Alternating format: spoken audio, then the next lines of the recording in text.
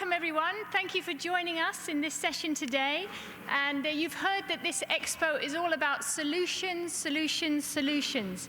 Well, this session is going to be about FAO, the Food and Agriculture Organization, with fellow-based food agencies, WFP and IFAD, talking about how we facilitate.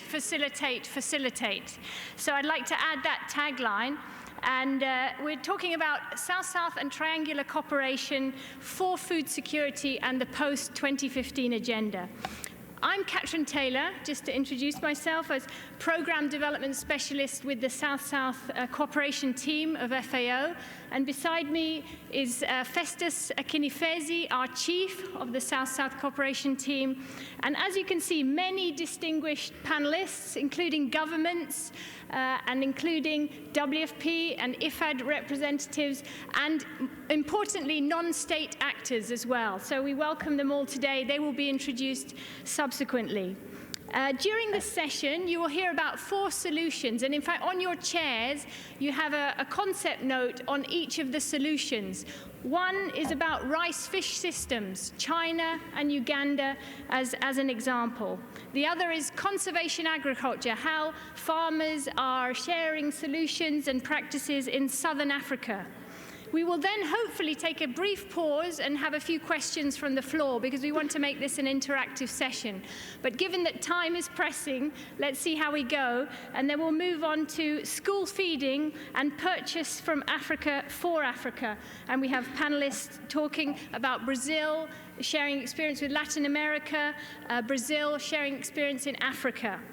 And then last but not least, her name is last but not least because she will be sharing with us, Michelle, from her NGO called Making Sense, about models of financial and non-financial service packages in the Middle East and North Africa. So I think you'll appreciate we really are embracing the southern globe today, talking about these different solutions. Now, I will try my best, and I have a red card here for our panelists to keep time, and so we can have some good discussion from the floor. We'll invite you to come up and introduce yourselves at the microphone. So without further ado, let's begin this session with a quick video on basically how FAO facilitates, as I said earlier, and then I will hand directly over to Festus Akinifezi for a broad introduction, and he will kindly moderate the first 2 sets of solutions. So thank you very much, and bear with us. We might well have to keep pressing on till 1 o'clock, but I think you're refreshed after your coffee. Thank you. Festus. You're welcome. The video.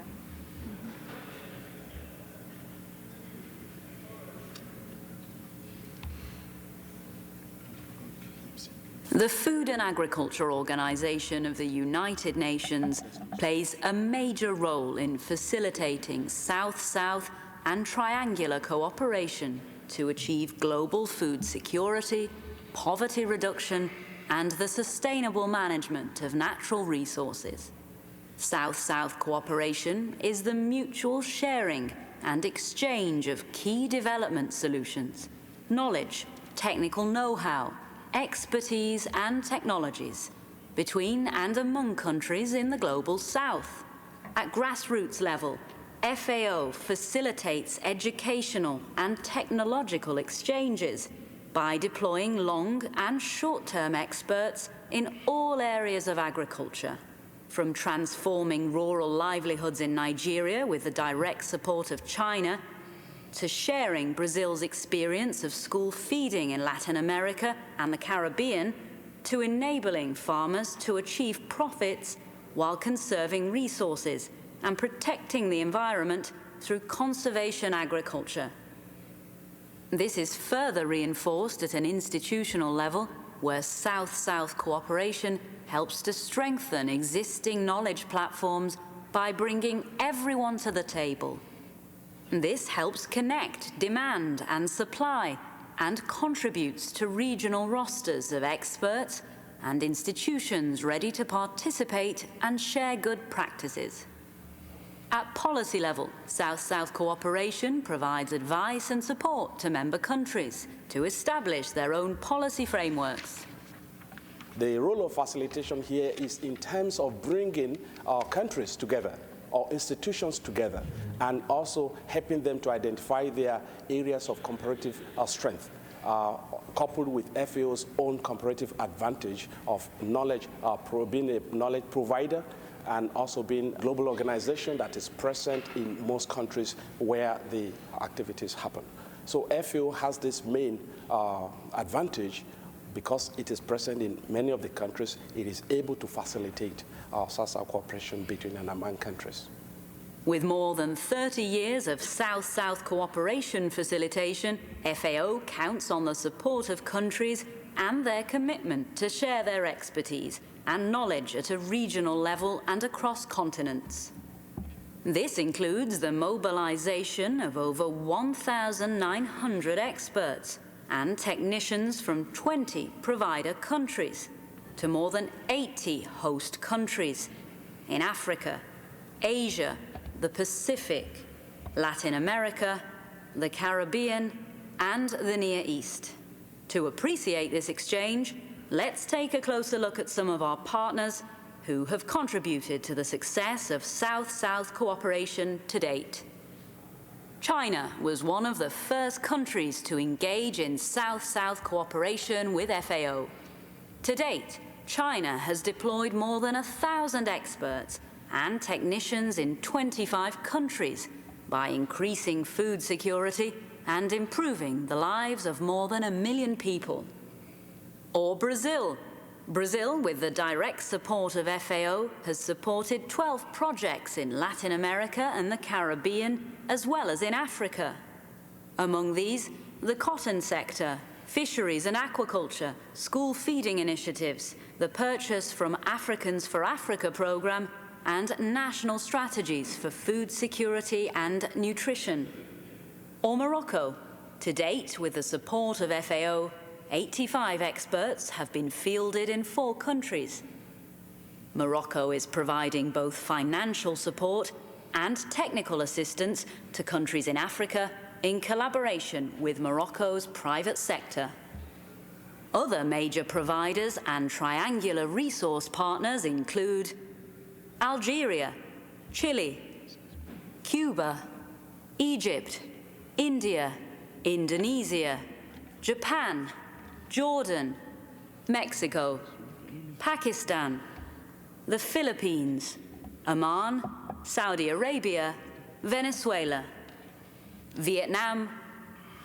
As you can see, from the vast number of countries involved in South-South cooperation, every country directly contributes to tackling food insecurity, thereby affirming South-South cooperation as an effective mechanism for achieving food security, poverty reduction, and the sustainable development of natural resources. Together, we can achieve a world without hunger.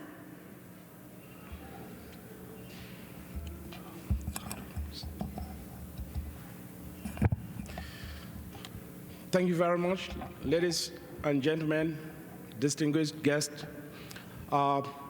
I've been introduced already. I will just give you a brief overview of FAO's work on South-South cooperation.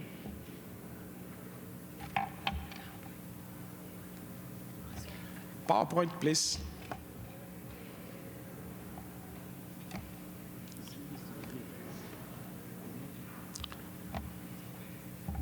Thank you.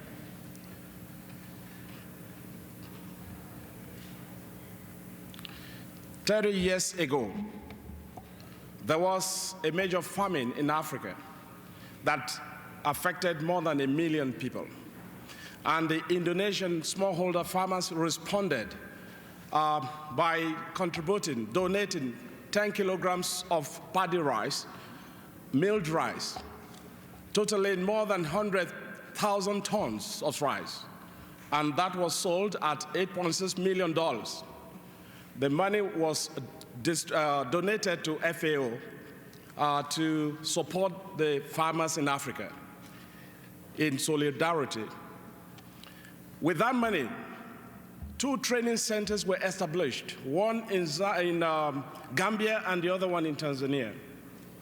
About 80 projects were supported with the same fund. It is called Indonesian Farmers Fund. With that same fund, many smallholder farmers as couples went to Indonesia to apprentice with their fellow farmers, learning on the ground practical development solutions for a 2-month period.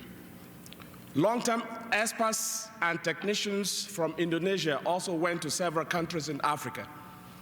That was one of the major spontaneous South-South cooperation work of FAO. But since then, South-South cooperation in FAO has evolved. Other partners have joined, especially with China. In 1996, South-South cooperation was launched with the help of China and other partners. And today, more than 2,000 long-term experts and technicians have been deployed to over 80 countries. And these experts have been working to support work in agriculture, various aspects of agriculture, training the extension officers, farmers, experts, grassroots agencies, NGOs, and others, demonstrating technologies, innovations, and adapting them to the different environments. Several hundreds of new crops varieties have been introduced. Hundreds of technologies have been introduced, and the entire agricultural value chain have been impacted. A good example of this partnership is the one between China and Nigeria, and it is notable because it spans through a decade, and it's been implemented all over the country, with about 650 Chinese experts and technicians being deployed to Nigeria, introducing various types of technologies. Actually, over 200 different technologies have been introduced, impacting more than 1 million smallholder farmers in different areas of agriculture. There are other partners like Vietnam that has been supporting several countries, more than 9 countries in Africa. There are other Morocco, Mexico, Brazil, and others. And now we also have different modalities, not just long-term. We also have short-term and medium-term modalities involving other countries like Japan, Turkey, Mexico, and others. Bringing different development solutions ranging from grassroots to policy levels, training, and other forms of support. This is an example for Japan, for instance, supporting capacity building in more than 29 African countries, bringing expertise from ASEAN countries to support, to train African countries. Mexico and Nicaragua also exchange development solutions in terms of deep water lobster fishing, minimizing risk that have been affecting lives in that country in the last few years. Since last year, FAO has broadened its work on South-South cooperation. It has expanded the strategy, making it more flexible, and also operating at 3 levels of interventions at the grassroots levels, exchanging and facilitating development solutions among countries and institutions. At the institutional level, strengthening institutional capacity, focusing on experts. For instance, last year, FAO accredited or certified 5 centers of excellence in China that will now be able to support additional 20 countries in Africa. Also, facilitation of policy exchanges at the policy level, supporting policymakers in making informed policy decisions. Who have been our partners in terms of financing this? I'm sure you would like to know that. Several countries have been contributing. First is China. A major boost in South-South cooperation started in 2008 when China donated $30 million to establish a trust fund in FAO. And just last month, the Chinese Premier, Li Qian, also has just announced the donation of $50 million US for the next 5 years. We have other partners like Brazil with total amount of more than 40 million. Others are Mexico, and we have some countries that are providing resources to receive development solutions from others, like Angola, Nigeria, Chad, and others. And there are countries that are supporting triangular South-South cooperation, providing resources for 2 or more countries to work together, like Saudi Arabia, Oman, and others.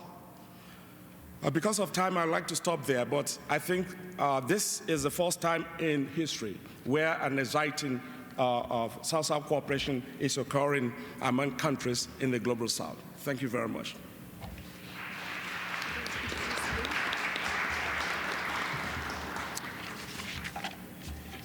I would like to quickly introduce the next speakers. And first will be my colleague, Liu Xiongwei, who is the coordinator of the China Trust Fund I've just talked about in FAO under the South-South Cooperation Team. Thank you, Mr. Liu. And he will introduce the next speaker.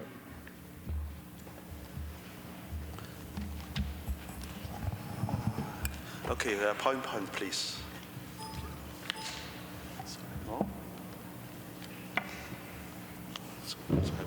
Can we have the next PowerPoint? Yeah. Okay. Thanks.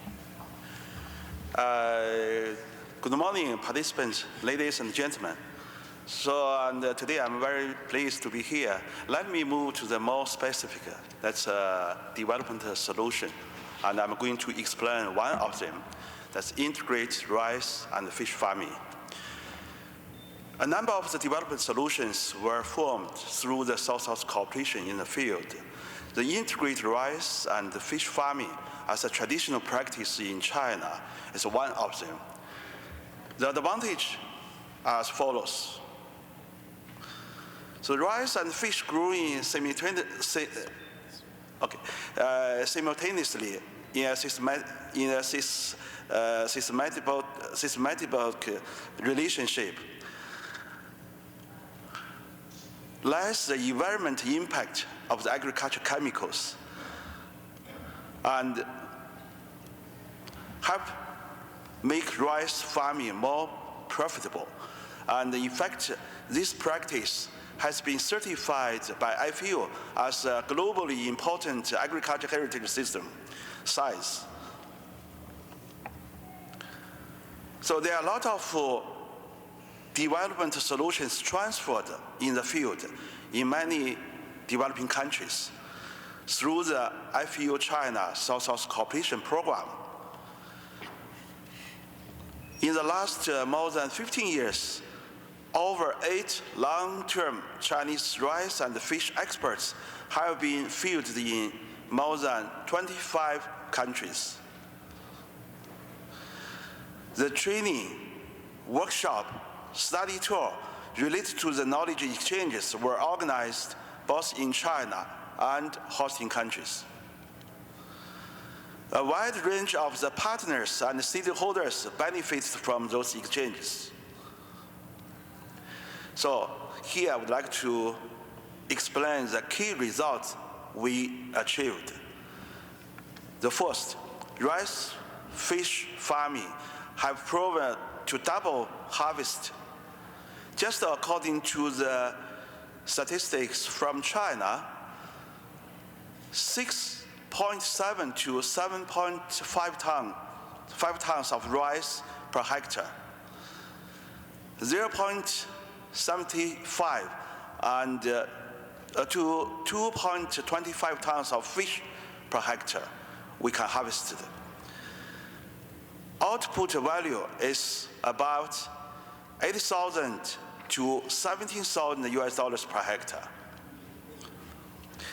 So this practice is also mutually beneficial to both rice and fish growing,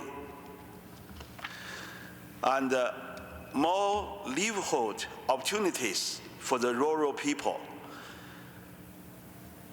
It promotes agro-tourism, contributes to the diversified local livelihoods, better resource utilization. So here I would like to give you two successful stories. The first one, rice fish farming flourishing in Nigeria. Through the South-South Cooperation Project, 35 rice fish demonstration sites in 22 states of Nigeria has been conducted, covering more than 10,000 hectares of the rice paddy, or paddy field. Thousands of the farmers benefit from this practice. New fish farming techniques introduced in Uganda. This development solution achieved very, very good results. So the details I can explain as follows. The first, fish egg fertilization rate up from 26% to 81%. Catfish fingerling survival rate reached 98% from 80%. Improved fish feed formulation to suit the different growing stages. Additional income for farmers by practice fish farming. So, and for this development solution, in fact, here I use the integrated. In fact, if we separate them, that's another two different development solutions. One is freshwater fish farming, another one is high yield rice production. So even for the integrated fish farming, rice farming development solution, it has potential for upscaling. The first investment in required rice field renovation, reliable and affordable fish seed supply for stocking, developing rice varieties and farming techniques for local conditions, introducing rice varieties strong in resistance to the disease and pests, effective crop fish core management practice, and appropriate post-harvesting handling and marketing. I think if we are going to upscaling these 6 areas or 6 technologies, we should pay attention. And this is my introduction. And next, I would like to introduce another 2 panels to you. One, Dr. Aplot, and he's from Uganda Ministry of Agriculture. He's the director of the crop production, and also he's the key person who are responsible for the South-South Cooperation Project in Uganda. And next, Dr. Liao Fuming, and he's a researcher and professor from China National Hybrid Rice Research Institute. So now I would like to give floor to 2 of them for additional comments. Thank you. Thank you. Thank you, for, Mr. Liu, for your introduction. Okay, I would just like to give a few points on the impact of rice fish culture in China. First of all, the current status of this system in China. The rice fish culture has a very long history of over 2,000 years in China. Now, the area of this system is 1.5 million hectares with an average fish output of more than 600 kg per hectare, steadily developing from only 0.35 million hectares with a fish output of about 70 kg per hectare in the early 1980s. Still, this system has a very great potential. In China, it is reported that the rice field area suitable for this system could be over 6 million hectares in China. Secondly, the strengths of this system, I just one more point to be added. This rice fish culture system has a very good effect on the prevention and alleviation of natural disasters like floods and droughts because of its functions in water retention, water inception, and water storage. And thirdly, I'd like to talk about the rice cultivation technology in this system. The important point is the selection of the rice varieties. Here, I just would like to share exciting news with you. This year, China has just successfully created a new rice grain yield of over 15 tons per hectare with the super hybrid rice developed by the team of Professor Yuan Longping, father of hybrid rice.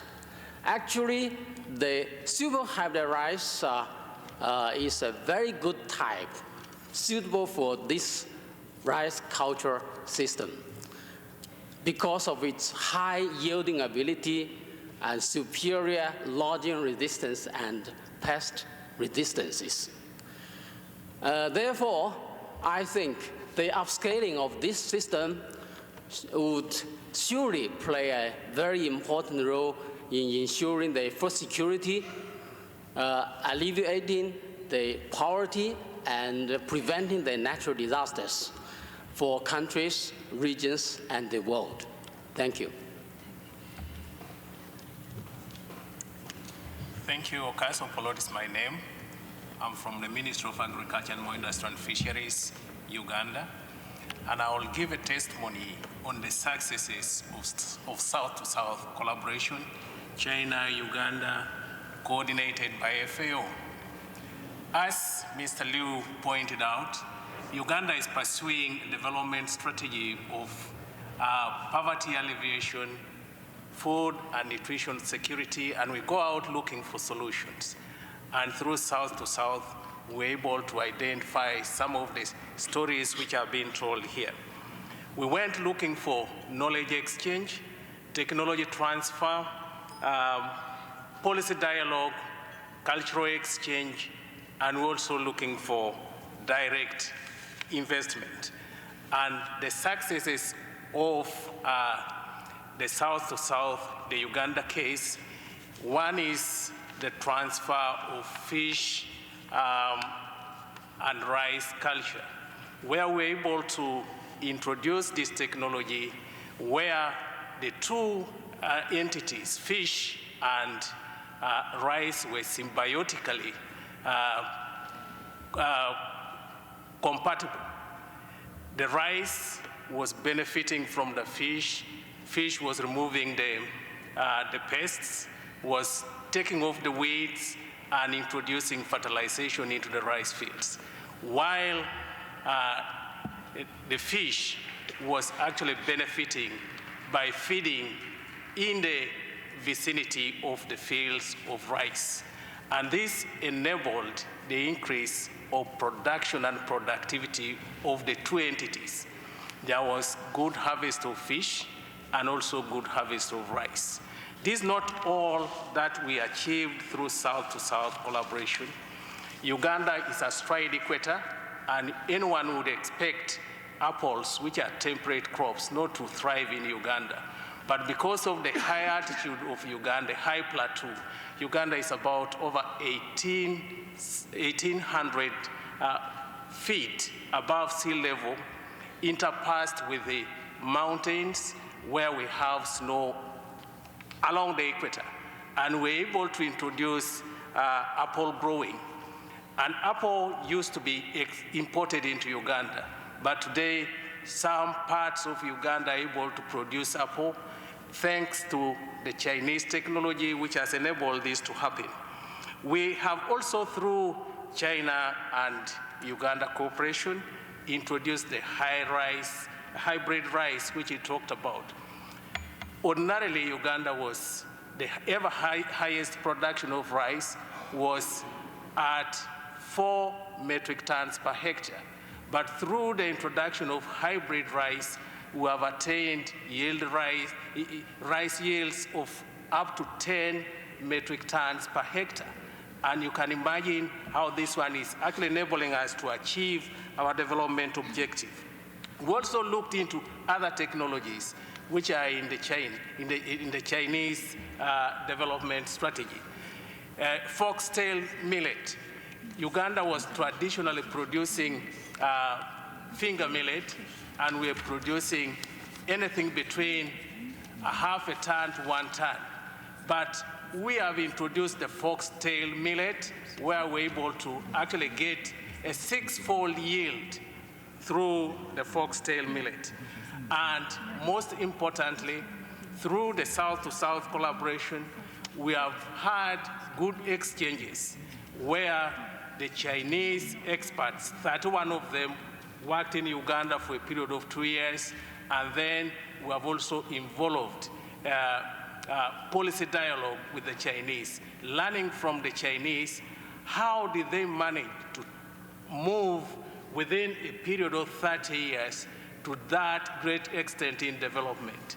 Exchanges of political and policy dialogue has enabled, in the long run, the Chinese and Ugandans to develop a collaboration and a partnership agreement where we are moving to the next stage.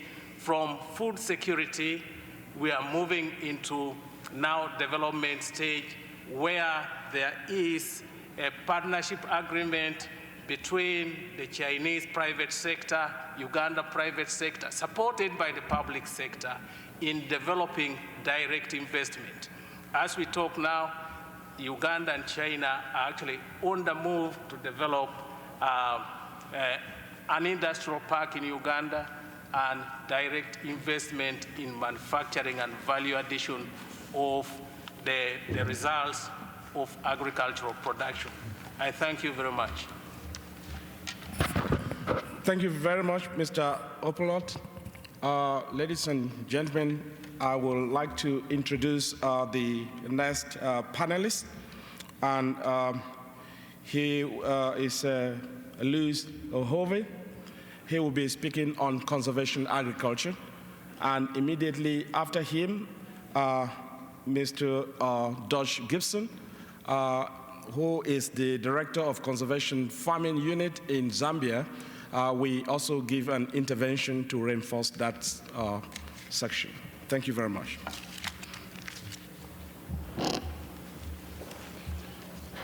Thank you very much, Festus. Good afternoon, ladies and gentlemen. We're very pleased to be here. We are going to be, it's a two-member team, myself and Dutch. We are going to be talking about conservation agriculture as a solution for some of the problems faced by farmers in Southern Africa. Before I start giving you the details of our experiences and what the successes have been, maybe I would just like to highlight the development challenges that we face in the region and the reason why we would like to look for solutions such as conservation agriculture. Southern Africa is a region which is the economies are highly dependent on agriculture. There are a few countries which don't depend on agriculture, but most of them depend on agriculture. 80% of the regional population derives their livelihoods from agriculture in one way, or directly employed in the agriculture industry or in the industries that depend on what comes out of the agriculture fields. But what we have is a problem of low productivity, low production. The yields, the production coming out of the farmlands are very low, and they are not sustainable. They are leading to poverty, they are leading food insecurity. And combined with that, the land degradation rates are alarming. We have a lot of erosion. We export millions and millions of tons of soil to the sea every year as a region. And this has been going on, and if it continues to go on, we are going to have serious problems. What we get as an annual or as every year, we get crop failure, which is what you see in that picture. We get crop failure. Farmers abandon their fields because the for several reasons, but most of the time it's because they the yields are too low and they are not getting anything out of the field. But the reasons why we get all these problems is we have a very erratic rainfall pattern, rainfall distribution and total amounts is quite erratic in that region. Droughts are very common. Every other year is a drought in the region. And combined with that, with the natural problems, we also have farmers using inappropriate technologies, including plowing, which is one of the major causes of the erosion that I mentioned earlier on, that we are losing millions of soil into the sea. Climate change has come in and it has worsened the situation. So what we have right now is a big problem which we are trying to stop so that we don't end up like what West America had in the 1930s, what was called the Dust Bowl, what you see in the picture below there. So we are trying to avoid a situation where Southern Africa and Sub-Saharan Africa as a whole will end up in a situation like what America was some 90 years ago.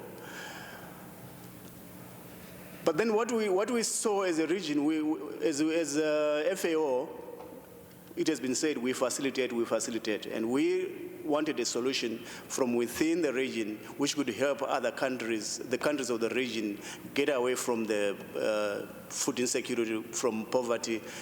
And we had Zambia, one of the countries in Southern Africa, having successfully promoted and implemented conservation agriculture as a solution to those problems. So FAO and its partners, as you can see, the COMESA, which is the regional network, it's a regional economic communities for Eastern and Southern Africa, and we also have FANAPAN, which is a regional policy analysis network. We came together and we organized ourselves to be able to, so that we can go out and make the other countries learn from what Zambia was implementing in conservation agriculture. But before I talk about what we did, maybe I just want to explain to you what conservation agriculture is all about. It's a way of managing the agricultural lands, the agro-ecosystems, making sure that you improve productivity, you improve production, but at the same time you protect the environment. So it does have the three-pronged aim of making sure that we don't destroy the environment, making sure that you increase your productivity, making sure that you you put money to the farmers' pockets. How do you achieve that? It's underpinned by three principles. Don't disturb the soil unnecessarily. Keep the soil undisturbed as much as possible. That is, don't plow. It's as simple as that. Don't plow. Only open the soil where you are going to put your seed. And that's what nature has taught us. That's what the natural system is all about. The natural ecosystems are like. There's no tilling, but trees and grasses still grow. We are saying in conservation agriculture, maintain the soil as covered as possible most of the time. In this way, you are protecting the soil from the rainfall, erosion. You are keeping the moisture in the soil. This is a region with droughts, and if you are losing moisture unnecessarily, you are going to lose your crop. The third principle is that let's diversify the crops that are in the systems as much as possible, including nitrogen-fixing crops, which will end up fertilizing the soil. So those are the three principles that underpin the conservation agriculture approach to agriculture. When you do that, you end up with those benefits where you increase the efficiency of use of organic and inorganic soil amendments. You reduce the cost to production, and if you are using mechanized systems, you are looking at up to 60% reduction in machinery, in 6% less fossil fuel use in the conservation agriculture systems. It's not just about higher yields, it's about stabilizing the yields. That is what is also very critical, that the yields needs to be stabilized. And of course, the cash income is critical. So what we did as FAO and our partners, we thought of bringing the countries around Zambia in Southern Africa to go and learn from Zambia how they had implemented their program on conservation agriculture. 19 countries participated in this. It was a three-stage process where first we looked at what we call permanent secretaries in that part of the world. These are the most senior civil servants in all the ministries of agriculture. Brought them together along with their senior extension people and get them to see what is happening in Zambia on the ground, what the farmers are doing, how the farmers are operating conservation agriculture, sharing their experiences, and then get them into a dialogue to say how best can they move the conservation agriculture into their own countries based on what they've seen in Zambia. We then went on to say, okay, we have looked at the senior government officials, what about the farmer representatives, the farmer unions? We brought them together again with the extension people to try and make sure that they share the experiences as a group.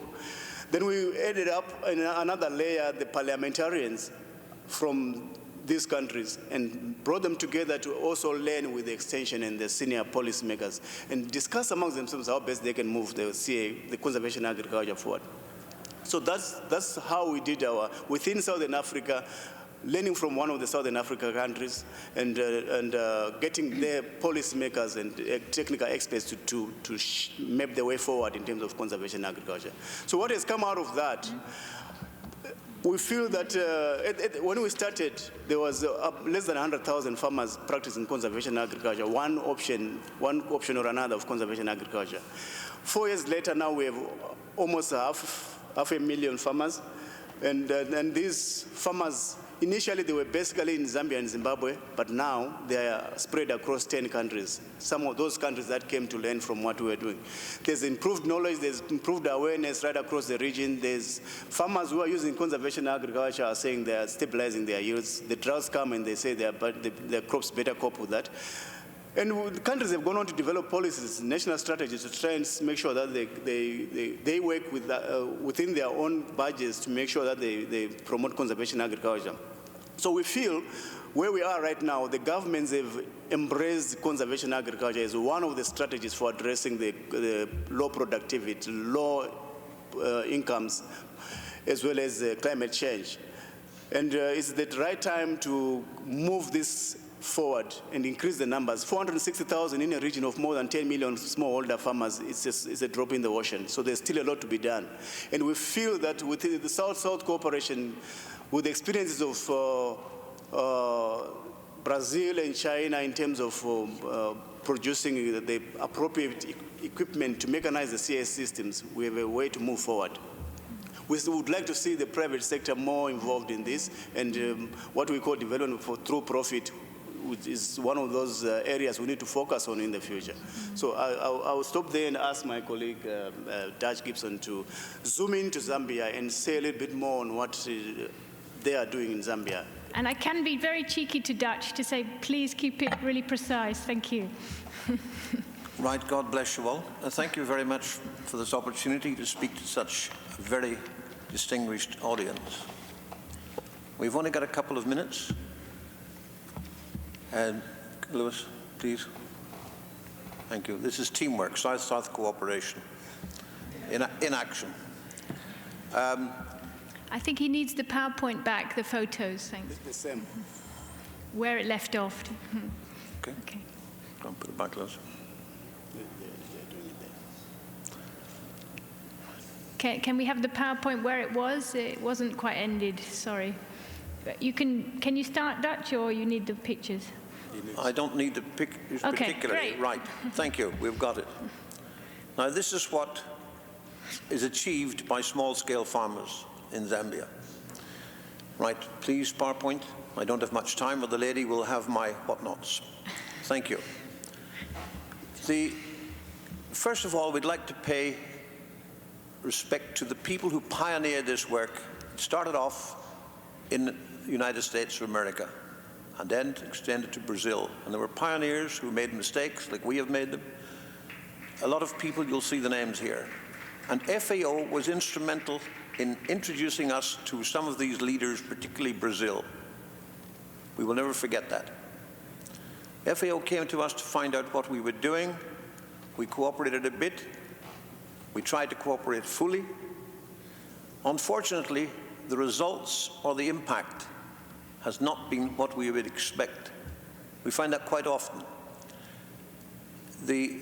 Lewis has said the private sector, like Monsanto, John Deere, we work with them. The private sector has to do things. We find that institutions themselves are not very effective in implementing. I'm here to try and speak the truth, not just go through some platitudes. You know, people, scientists will say this is the situation in Africa, poverty, extreme poverty, and if you practice conservation principles, the academia talk about it and say you'll get a benefit over 4 or 5 years. We disagree completely. If a farmer who lives in this environment cannot do something positive to send his children to school, buy clothes, build a decent house, what chance have we? We have been very successful, or relatively successful, and we think it's because it's a bit like, not the institution itself. We do not serve the Institution of Conservation Farming Unit, or FAO, or the government of Zambia. None of them. We do not believe in institution building. We serve the farmers of Zambia and more recently the other countries around. This particular photograph here and this photograph that you saw at the beginning of Lewis's project of a lady standing among weeds, desolate, zero yield, wasting her time, wasting any energy. This is the same year, same rainfall, similar soils. This is what someone has achieved.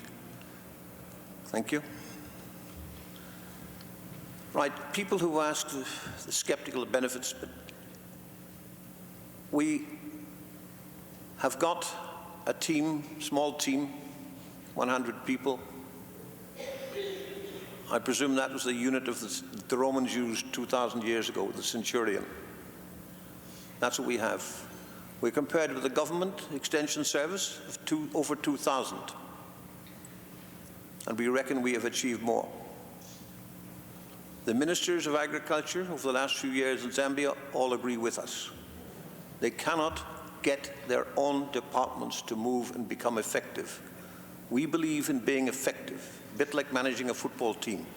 Everyone knows to get the ball into the net. But look at Manchester United, Real Madrid. Now, people want something, want to find out how we've done it in more detail, they're very welcome. We have a website like everyone else nowadays. But it's not the website that makes the difference. It is the champions. We're looking for young people. And if anyone is sincere enough, we will help them.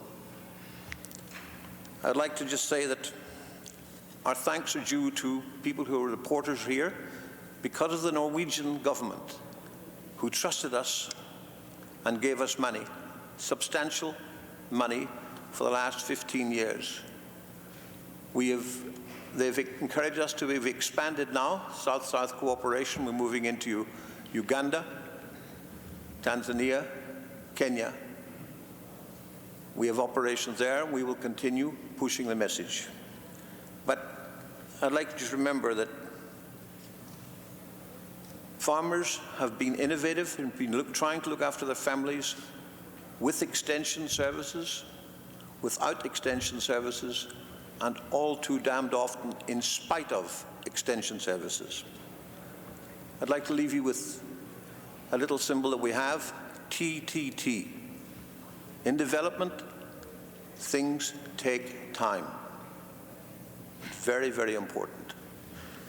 And in our little organization, TTT stands for, like training the American Marines, like the footballers, training, training, and you know what the third T stands for? Training. Thank you very much. Thank you. Great.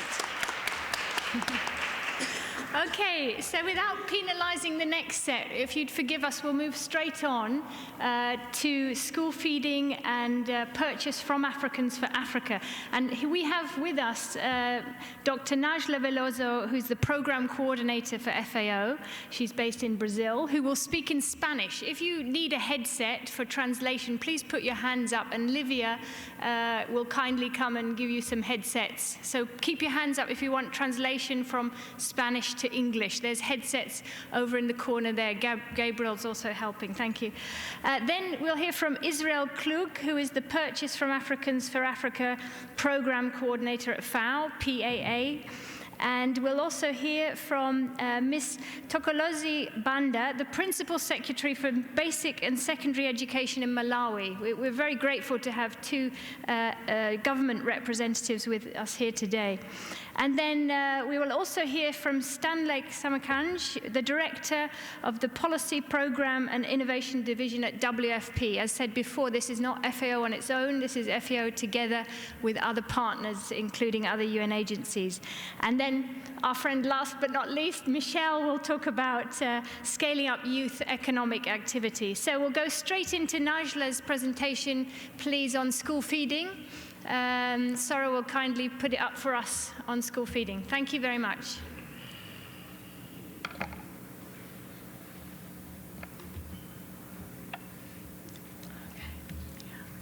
We can't get the translation things. Every person has to get them themselves because they need to give IDs. So just... Okay, apologies. I believe the headset, you need to give IDs over here. So I think she has her PowerPoints in English, so it'll be a great education in Spanish for us all. Thanks. And we'll press on and hopefully keep some time for questions. So I encourage us all to keep our timing for the next set. Thank you, Najla. Buenos días a todos y a todas. ¿Cuántos aquí pueden entenderme, compreender lo que estoy hablando? Por favor, levanten sus manos. Una buena parte, gracias. Yo estoy aquí agradeciendo mucho a la FAO, especialmente al gobierno de Brasil, que es el gobierno que tiene un gran programa de alimentación escolar y se dispone a difundir la experiencia con muchos otros países, especialmente de Latinoamérica y África. La experiencia de alimentación escolar ha sido muy interesante. Todos tenemos aprendido mucho con esta experiencia de cooperación Sul-Sul. Desde Brasil, más o menos 20 países que están hoy en Latinoamérica, Caribe y en África, y FAO. Nosotros hemos percebido que el tema de seguridad alimentaria y nutricional deve ser abordado de uma maneira muito mais que conceptual, de uma maneira prática. E a alimentação escolar, para nós outros, ha sido uma estratégia que ha permitido compreender como isto se pode dar e cambiar a vida da gente em las escolas. A tradução está ok? Sim? Não? Ok. Los programas de alimentación escolar que hemos fortalecido están enfocados en garantir, en primer lugar, una buena comida para todos, la calidad de lo que se ofrece en las escuelas. ¿Por qué esto? Porque entendemos que la calidad de lo que se ofrece en las escuelas es esencial para garantizar todo el tema de educación, salud, e fortalecer os temas de desenvolvimento social, especialmente. Para isso, hemos tentado fortalecer as políticas públicas de alimentação escolar, porque é importante mencionar que quase todos os países têm algum tipo de programa de alimentação escolar, mas muito poucos são os países que têm programas sustentáveis, programas que sejam amplos, completos e com a qualidade que nós desejamos. O outro tema é fortalecer as capacidades institucionais que temos em cada país. Há países que não têm sequer uma lei ou marco regulatório para regulamentar estes programas ou políticas de alimentação escolar. E muitos países que estão conosco neste trabalho han buscado conhecer a experiência do Brasil, que é muito ampla e interessante porque oferece todos os dias a 45 mil milhões de estudantes, todos os dias, 1, 2 ou 3 refeições, comidas ao dia. E não qualquer comida, comida com padrões nutricionais adequados a cada faixa de idade e também comida que é comprada localmente, por isso tem muitos frescos, frutas, legumes, hortaliças, huevos, carnes, estas variedades. La otra cosa que intentamos, entonces, es fortalecer la comunidad del entorno de la escuela de dos maneras. Una, promovendo el huerto escolar pedagógico, que es una estrategia de promover la organización y la participación de la comunidad. La otra es incentivando que la comunidad local se prepare para oferecer, vender sus produtos a la escuela.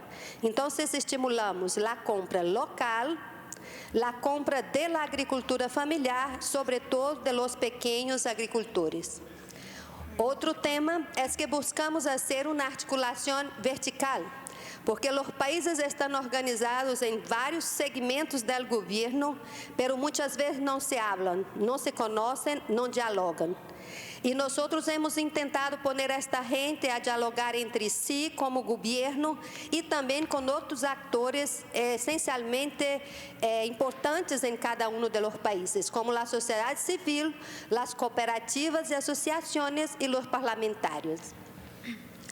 A outra questão importante para nós é fortalecer que cada país busque a articulação do tema alimentação escolar com outras políticas que han desenvolvido internamente. Assim, a cooperação Sul-Sul de Brasil e FAO estão hoje promovendo conhecimento, intercâmbio de técnicas, de políticas, de boas práticas com estes 14 países de Latinoamérica e Caribe. Hemos oferecido suporte técnico para capacitar a mais ou menos hoje mais de 5 mil expertos e mais ou menos 1.800 expertos face-to-face em encontros presenciais. E é importante pensar que estes encontros se dão em nível técnico, em nível governamental, em nível intersectorial e, sobretudo, com parlamentares por la organização das frentes parlamentares da região.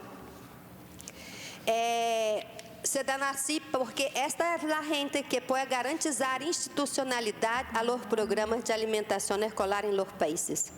Então, mês passado, por exemplo, eu estive em um fórum de parlamentários em República Dominicana, onde se pode discutir como cambiar os projetos de alimentação escolar para programas de alimentação escolar sustentáveis. Então, quais são os resultados que hemos alcançado? Especialmente, nós estamos tomando o tema em um nível de importância muito maior que hemos tenido até o dia de hoje. Especialmente bajo o princípio do direito humano à alimentação, porque muitas vezes os programas têm alimentação escolar como um programa de assistência a los pobres. E para nós, a alimentação escolar é direito de todos, especialmente os que estão na escola, especialmente quando se pensa no tema de saúde, porque a questão de hambre, desnutrição, malnutrição, obesidade, sobrepeso não é privilégio de los pobres. É uma situação que está em todo o mundo e que deve ser enfrentada com o que chamamos de educação alimentar e nutricional. De los pontos, claro.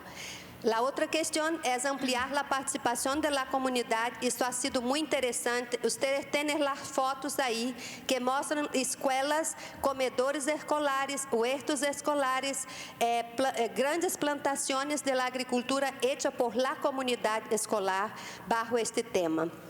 Temos também fortalecido os agricultores familiares, como lhes mencionei, e eu creio que isto é muito importante porque hoje temos cerca de quase 2.000 agricultores familiares oferecendo seus produtos às escolas em los países. Para concluir, me gostaria de recordar que Brasil hoje é um exemplo de que é possível com a alimentação escolar contribuir para a erradicação da pobreza.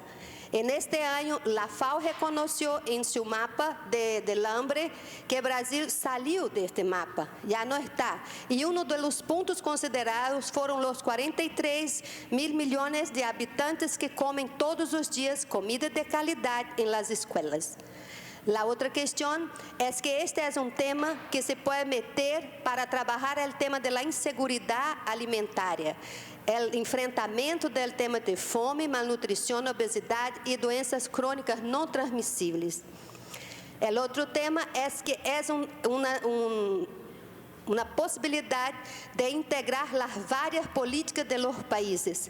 Cada parte del gobierno, cada parte de la política puede contribuir para garantir que toda la gente tenga acceso a una alimentación sana y saludable.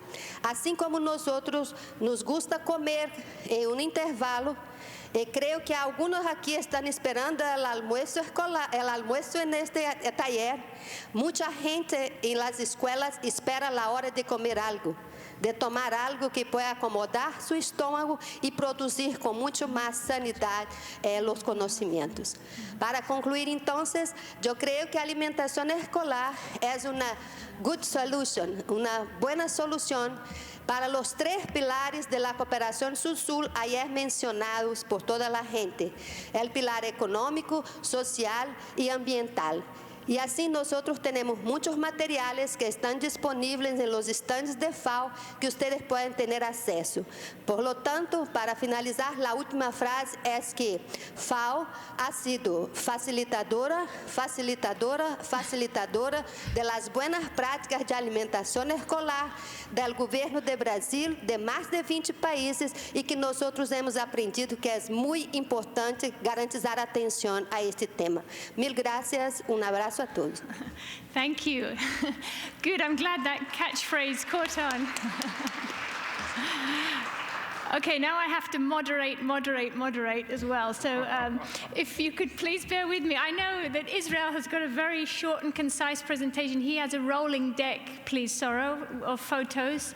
And he's going to give that. And then we hand over to Ms. Banda and Sand Lake for their short interventions. It's very difficult when you're up here. 1 minute seems like 2 seconds, so forgive us. We'll keep going. Thank you very much.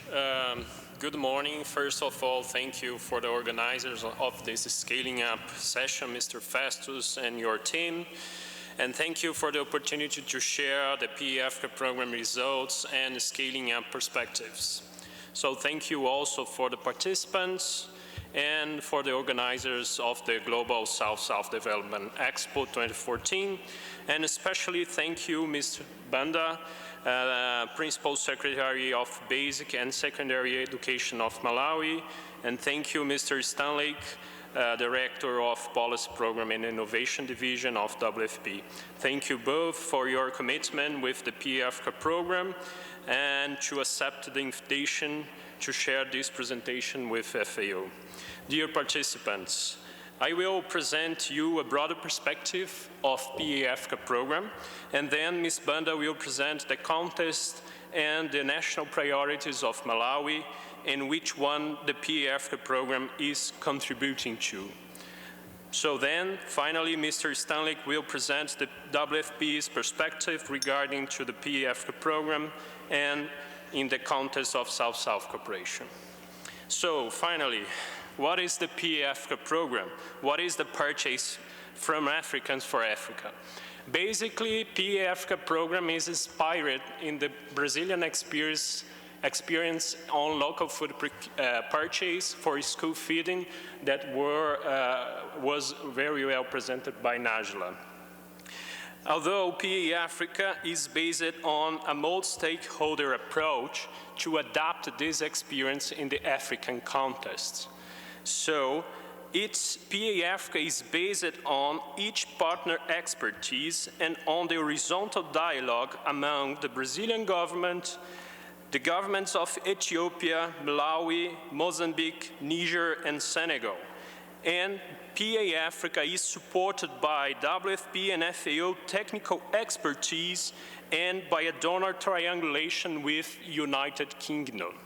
So the PE-Africa program main objective is to promote national African programs of homegrown school feeding, linking smallholder farmers with school feeding through local food procurement for school meals.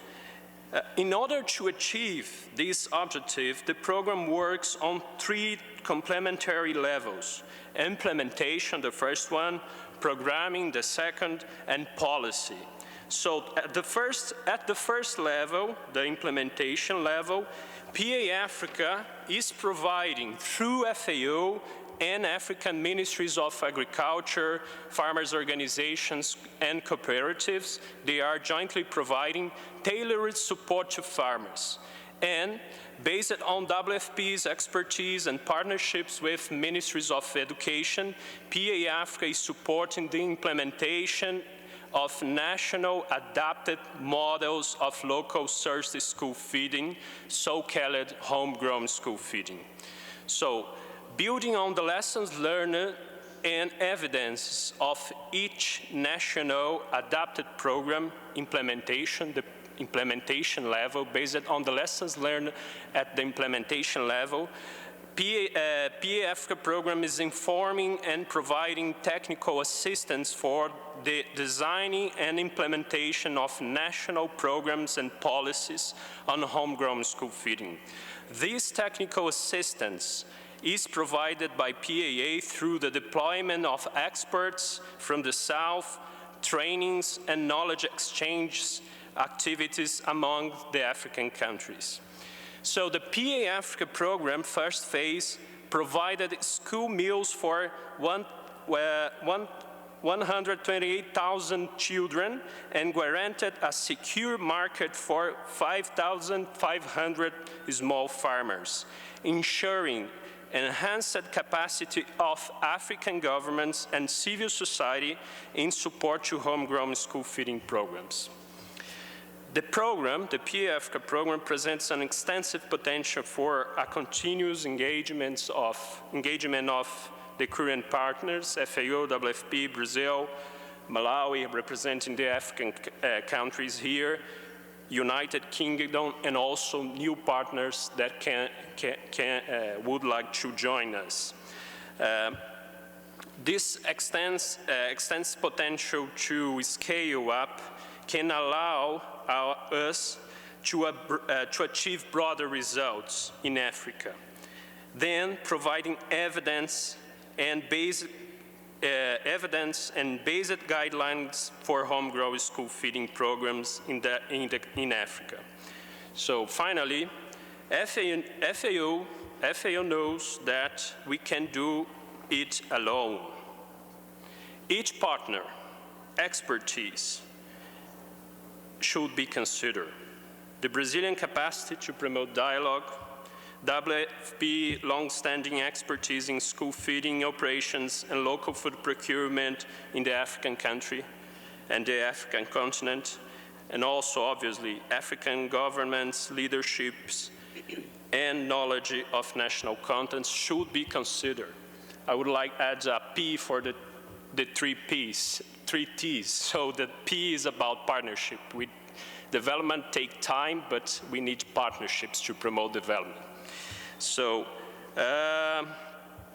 finally, please, Ms. Banda, you have the floor to present the Malawi contest in which one PA is contributing in Malawi. Thank you very much. Where is the control?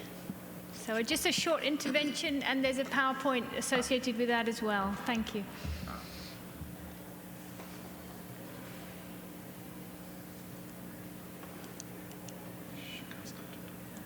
Yeah, okay. Thank you so much, and good afternoon, everybody. As already introduced, my name is Thokozile Banda. I'm the Principal Secretary responsible for basic and secondary education in Malawi. I'll just add on to what Israel presented. School meals are a major component in the Ministry of Education in Malawi, and it is being implemented under the Department of School Health and Nutrition.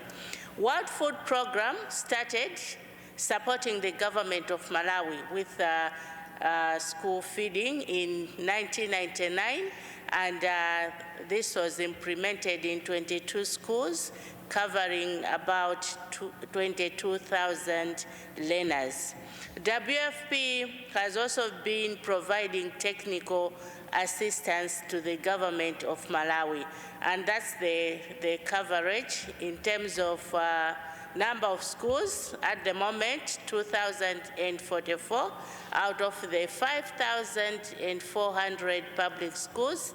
And in terms of learners, we are now at 1.7 out of the 4.9 learners in the system.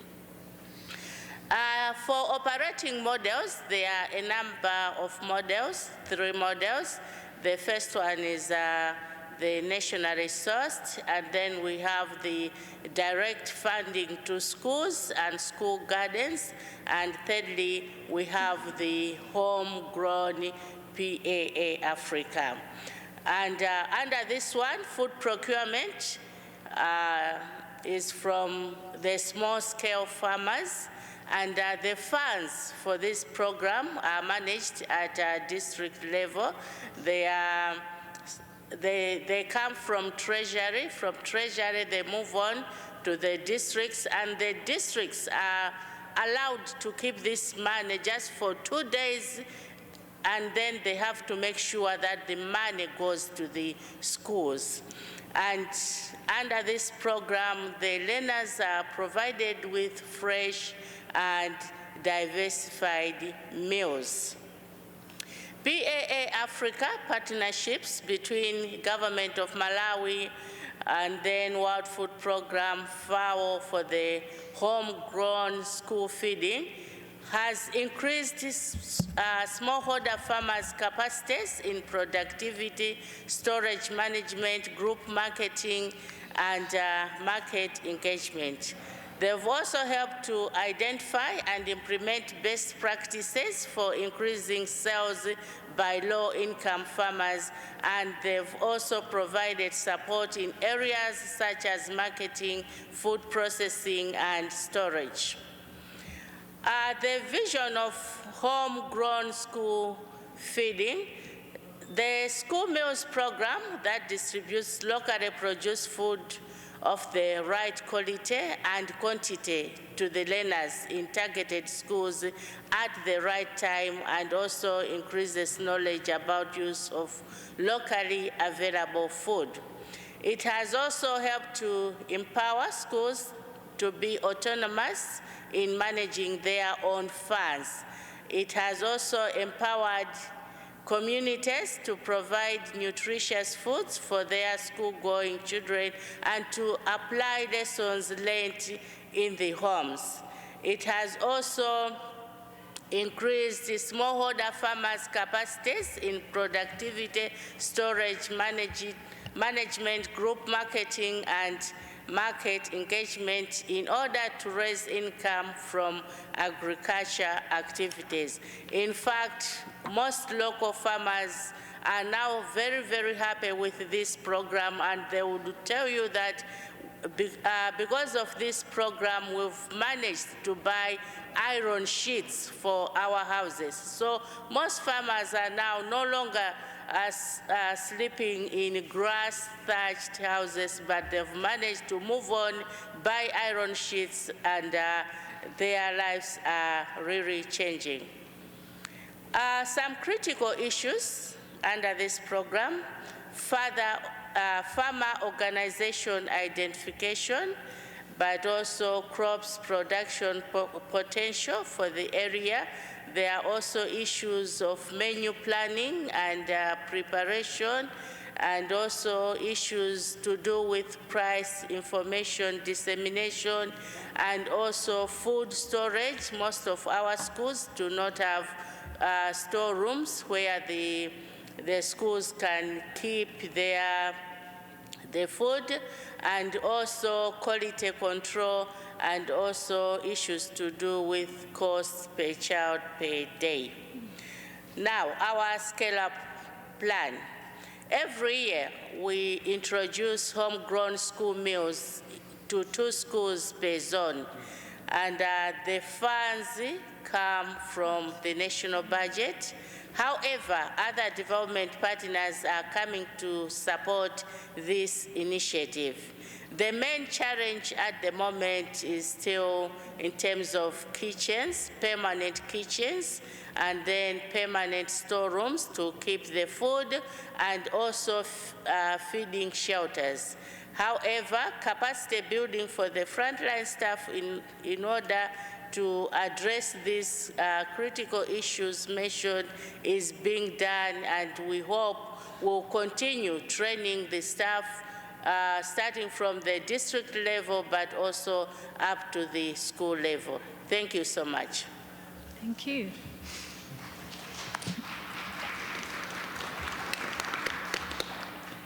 I invite Stanley to say a few words. Thank you.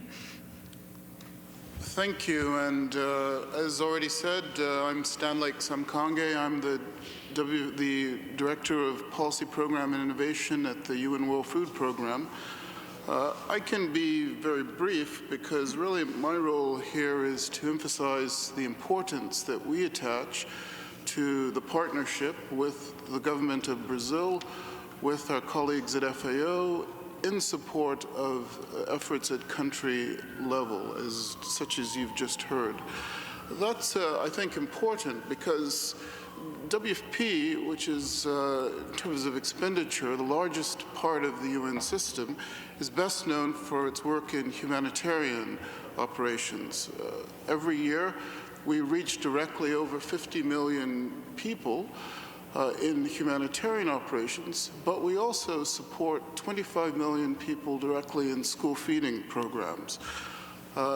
In 1961, when WFP was created, the General Assembly gave us 3 tasks. First, to respond to emergency needs with food assistance. Second, to support school feeding and preschool feeding programs. And third, to contribute to economic and social development. We currently purchase about $1.5 billion a year in food commodities for our programs worldwide. Our objective is to have at least 10% of that, $150 million a year, procured from smallholder farmers. And we have a program called Purchase for Progress, which is designed to help do that. So PAA is very important for us because it combines 2 things that are core to what we are focused on. First, it combines a focus on school feeding and the use of school feeding, particularly homegrown school feeding. And second, it focuses on local procurement and local purchase.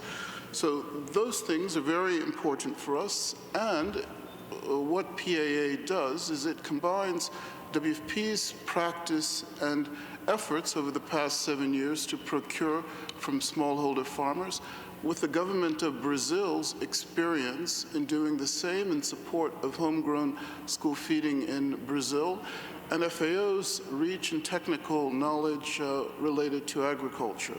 All of that in support of local farmers, local producers, and country office programs such as the one described by Ms. Banda. So thank you very much.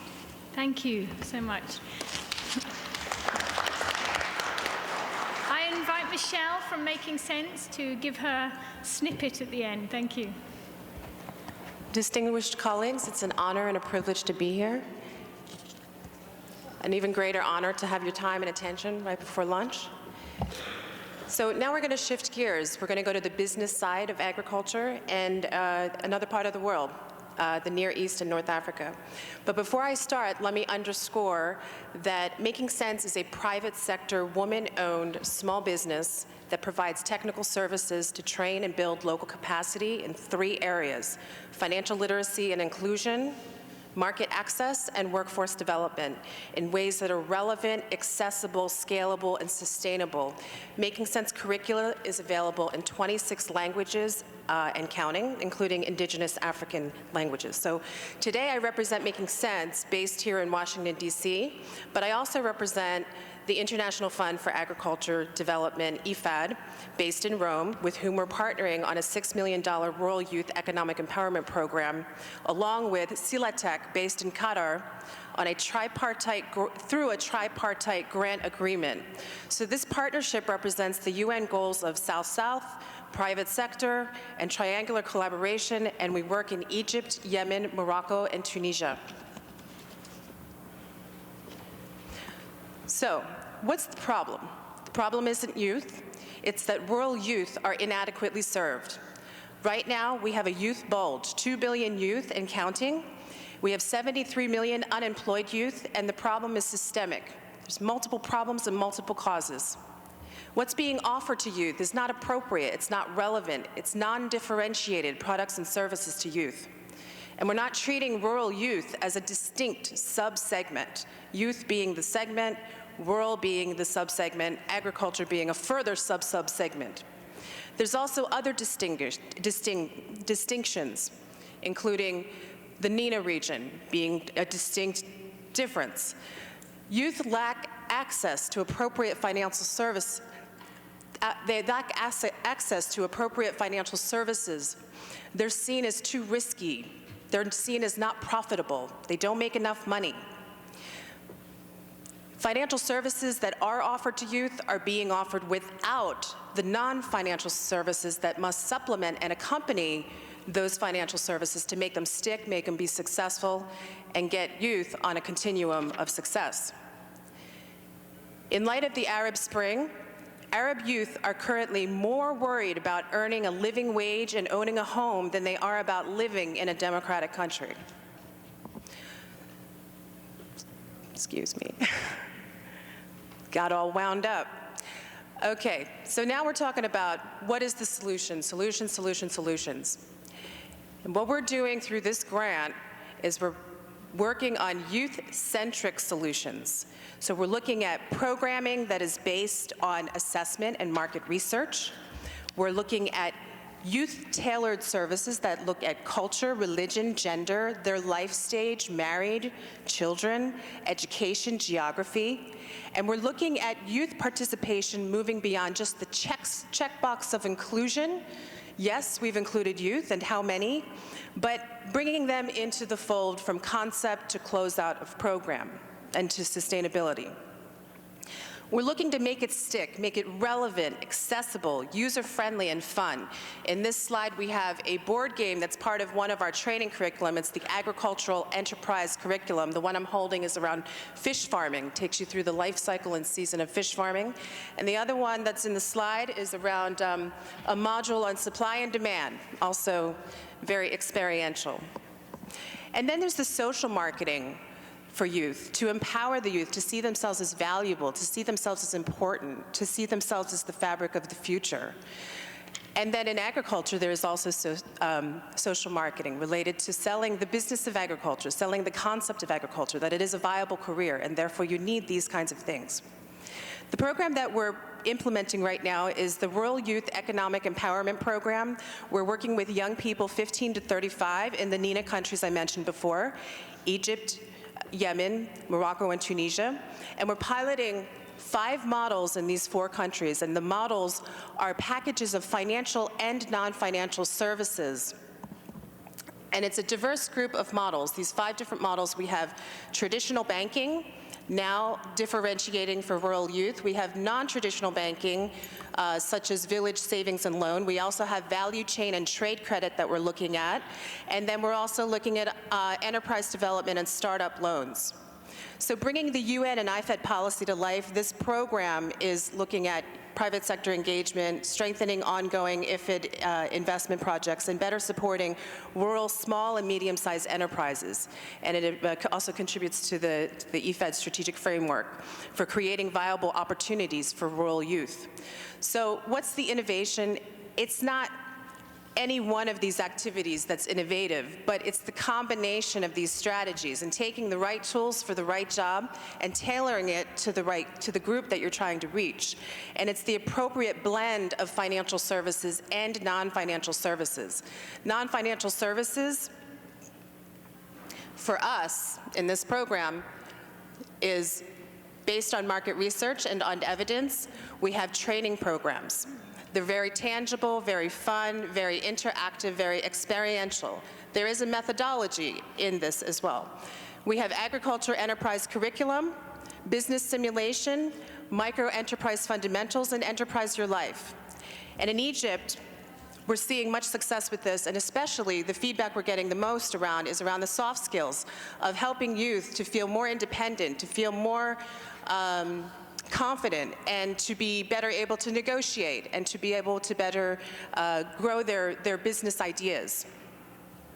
With the simulation games, we have youth participants practicing, and they're failing, they're losing money before they leave the classroom, so they get to practice what they're about to try to do out in the real world. And we've all tried it too as trainers, and not everybody's making money when we play this game, so it's a great experience for trainers also to go through it as well. We also have a follow-on coaching program so that we don't just train people and leave them there, but we're training trainers. We train master trainers who then also train other trainers. And we are also providing coaching and then training coaches who then provide coaching. And partners include a whole range of different partners, from private sector to public, agriculture extension, et cetera. Youth-serving organizations, especially. So I think with that, I just want to end with where we're at right now. We did a case study recently, and I know we're out of time. It's available. We have a booth on the first floor. Case study on our Egypt Enterprise Your Life, and then we also have demonstration down on the first floor. I'm here with my colleague who's a technician. She can walk you through the demonstration of our interactive curriculum. And to date, we have impacted 212 youth savings group, 2,654 members, 1,888 of which are young women, and total savings to date is 110,000 Egyptian pounds, and individual loans, 94 loans in the amount of 26,650 Egyptian pounds. In closing, when we talk about scale, built into this program, and equally important, is capturing the learning. And so this case study is an example of capturing that learning. We are building that in from the beginning of the program. What are we learning? We have learning questions, and we are trying to identify what is working about these 5 different models. And we'll be sharing that as we go through the program. So I invite you to come visit our booth, and when working with youth, remember to make it relevant, appropriate, and accessible. Thank you. Okay, thank you. Great. I think you'll agree with me that this session has really been about practical Southern solutions, and that's what's been really nice, is hearing how in practice at the grassroots things are changing, and that indeed South-South cooperation is cost-effective and relevant. I think those are 2 words that we need to say a bit more often, that it really does save cost and is highly relevant. It also takes time, as we heard, and it calls for partnerships, all sorts of partnerships, not ignoring the North either through triangular cooperation, and that we all need to be in it for the long haul. Development is complex, and we need to think about complex solutions as well. So I think all in all, fantastic session. Thank you, panelists. Everybody got their word in. I want to rob 10 minutes more of your time, if you would grace me to do that, because I think it's really nice to hear from you. Could we have 4 questions from the floor, if you would like? And I think if there's one question on rice fish, let's have another one on conservation agriculture to mix it up. So can I just steal a little bit more of your time? If you have to go, we've left a leaflet on your chair, which we'd like you to fill in to say what you appreciated about the session, you know, what you might follow up or how we can follow up with you, and any questions you have. Indeed, you can come and talk to any one of us. There's a booth downstairs for FAO, and there's these wonderfully colored fact sheets for your information. So if you really have to leave, we understand, but please hang about for a few more questions, and we'll have closing from Barbara Eckwell from our liaison office here in Washington, and then there'll be a closing ceremony. So whoever would like to come up, please, to the microphone, please say your name, the organization, and a short question, and we'll just hear those questions and have a quick answer session. Thank you very much. Anybody? Come, please. Unfortunately, I think for the microphone, yes, because I believe, yeah, thank you. Okay, 2, I see. Second question, 3, and 4. Great. Thank you very much. And let me firstly thank all of you for being here with us at the OAS, actually. I work with the Permanent Council, the chair of the Permanent Council here at the OAS. And my question is particularly for the speaker on the end. Since you spoke a lot about youth, and an issue that we are dealing with here in the Americas is youth unemployment. And I'm very, very interested in finding how we can extend these programs that you speak of to the Americas. Are there plans in the work for that, to expand outside of the regions that you spoke of? Great. I think what we'll do is take all the questions and then we answer them. So that was a question on how to extend programs within America. The next question was a gentleman here. Thank you very much. Basically, I have been listening to the presentations very carefully, and I'm from Bangladesh, and FAO and WFP, they have very visible presence in Bangladesh, especially regarding the school feeding. FAO, they are running currently pilot projects in Bangladesh, but in terms of upscaling, we notice a kind of challenge, that is community-based approach. Presently, Bangladesh government is thinking seriously to introduce the universal school feeding. But we find it's very difficult to go or to adopt the community-based approach that we have found in working very well in Brazil. So I was waiting to hear that is any challenges being faced by Brazil or Malawi, that is in running the community-based school feeding. And secondly, that is, you said that the food are being procured from the local producers. That's good. It helps the local economy to grow. But at the same time, do you have any experience that is what impact it has on the local agriculture market, that is whether bad or good? So these are the two questions. Especially, I'd like to hear any challenges you are facing in community-based school feeding. Thank you very much. Okay, thank you very much. Another question, I think the lady this side, and I see 2 more actually. We could just take those. Could we be very brief with the questions? Thank you. Thank you so much for this great opportunity. I'm Christina Ewangara. I have a non-profit, Arise and Shine, battered women, widows, and children, and we kind of empower women and children in Africa. The question I really want to ask is, it's a young organization that I have, so I really wanted to beseech Mrs. Michelle and Mrs. Bander, because they talk a lot about education and empowerment of youth. And I have this young organization that I really help on the rural communities, especially the orphans and those who are suffering. But I need the connection on how I can be supported to carry on more, to support the youth and to support the women. So I don't know if you can connect me in any way to help me to do what my organization is already doing in Africa, in Kenya and in Cameroon, in the rural communities. So how can I have such support? Thank you. Okay, just the last 2 brief questions there, and then we'll ask the panel to very briefly respond, if that's okay. Thank you. French? French? That's okay. Michelle can understand. We can, Festus and I are learning. Merci. C'est juste pour féliciter d'abord l'organisation et me présenter. Je suis députée, je suis à mon second mandat en RDC, République démocratique du Congo. Et le programme de cantine scolaire, c'est un programme qui stimule, qui m'étonne d'ailleurs du fait qu'il existe dans d'autres pays. Et tout ce que j'aimerais demander aux organisateurs de ce programme, de s'intéresser un tout petit peu aussi à la République démocratique du Congo.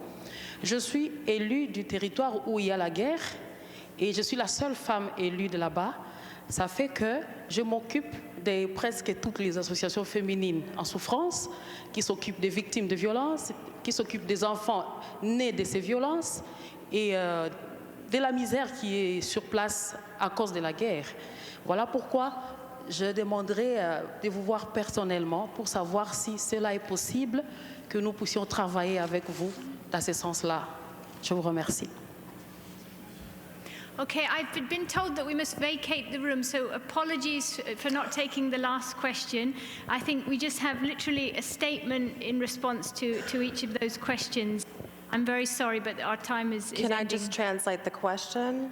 Very briefly, The question from the young woman in French, I think she's from the Democratic Republic of Congo, and she's representing a lot of female organizations, and because of war, and being the only female in the region that she's working in, she's basically the one-stop shop for women and gender-related issues. And these are really horrific problems having to do, manifesting themselves in gender-based violence, children growing up in violence, and then you have the context of war. So who here is working in the Democratic Republic of Congo or who is looking to work there, please see Madame. J'ai expliqué que oui, j'ai bien expliqué. Okay. Oui, mais on n'a pas le temps de répondre parce qu'ils nous ont demandé de quitter la chambre, la salle. Okay, so can we literally have 1-2 sentences each on those questions, and then really, I apologize, we really have to move out of the room, okay? Very quickly, Michelle, can you say 2 points? On youth, we do work in the Caribbean and the Americas. Right now in Haiti, we have a program around gender integration of value chains. Our expert for the Americas is sitting right behind you. Her name is Alexi. She's a technical specialist, fluent in Spanish. So she can talk more with you afterward about the Americas work. Thank you. A quick line on school feeding, really a very short. En 2 frases. Yo creo que es importante que los organismos, países, personas interesadas envíen a la FAO de sus países un oficio exponiendo este interés. Es la primera cuestión y la más grande que puedo decirles. La segunda cuestión es decirles que es fundamentalmente importante buscar exactamente el ministerio donde está el tema de alimentación escolar. Porque este ministerio, sí, debemos buscar a este ministerio para conocer las probabilidades, las posibilidades de mantener una articulación con otras instituciones que aquí están. Entonces, yo creo que el camino es buscar a la FAO de sus países para garantizar esta articulación con nosotros. Estamos muy disponibles. Gracias.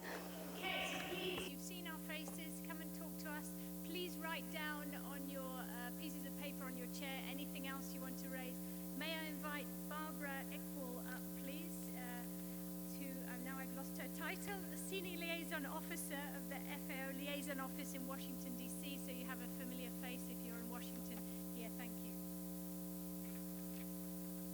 Thank you very much. I would like to thank you warmly for participating in this very important session. I want to thank the panelists for sharing their experiences. And I want to thank all those who actually put these experiences of South-South cooperation into practice in the different developing countries and whose experience have been brought now to this room. There are some very important messages coming out from this event. We have seen how South-South cooperation can successfully be implemented at the levels of policy making, and technical levels, but also at the grassroots levels. And one strong message that came out from our scaling up session today is that we are having a historical opportunity to shape the future of development cooperation, one that is focusing on the South-South cooperation. South-South cooperation holds the promise of cost-effective and relevant partnerships. It's not only a promise. I think today we have seen the evidence also, the stories, the concrete results of South-South cooperation. For FAO and for the UN system, and especially for the Rome-based agencies working on food security and nutrition, South-South cooperation is a priority. It's an additional valuable tool for development cooperation, one that is based on the knowledge, the experience, the energy, and the solutions from the South. So FAO will continue to be here for you for South-South cooperation, FAO headquarters, the decentralized offices, also the liaison offices in New York and in Washington. And what do we bring? We facilitate, facilitate, facilitate. The practitioners and the panelists here, they will continue bringing solutions, solutions, solutions. And as we go home, as you go home, enriched with the experience and the lessons learned and the inspiration from this panel, you will be working on scaling up, scaling up, scaling up. With this, I would like to thank you once more. We will have a very short awards ceremony. The UN Office of South-South Cooperation would like to present a plaque to each panelist in recognition of their special contribution to South-South and triangular cooperation. So presenting each plaque will be Ms. Inyang Ebong Harstrup, Deputy Director of the UN Office for South-South Cooperation. As your name is called, I ask each panelist to join Ms. Inyang Ebong Harstrup on the floor in front of the dais to receive your plaque. For the sake of saving time, I propose that we keep the applause for the end when everybody has received his or her own plaque, and that will also be the opportunity to take a group picture. So I would like to call Festus Akinifesi to join Mrs. Harstrup.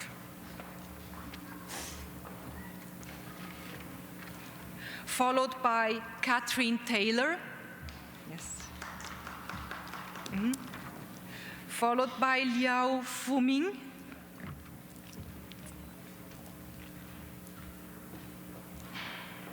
And we will have as next Mr. Okasai Opolot. Mr. Liu Zhongwei, Mr. Louis Hove, Mr. Dutch Gibson, Mrs. Naila Veloso, Mr. Israel Klug,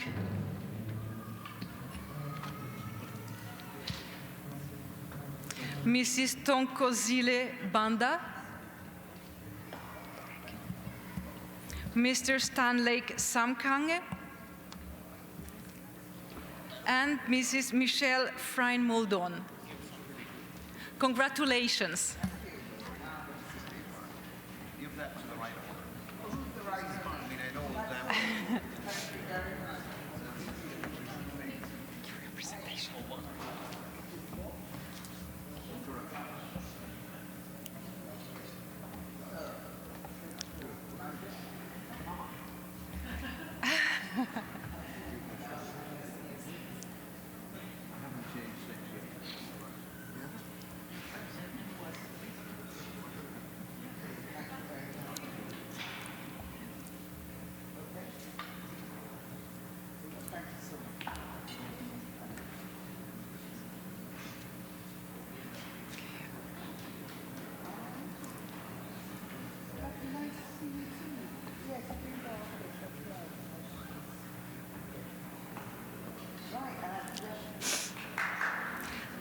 Please, a big applause, a warm applause to all of our panelists.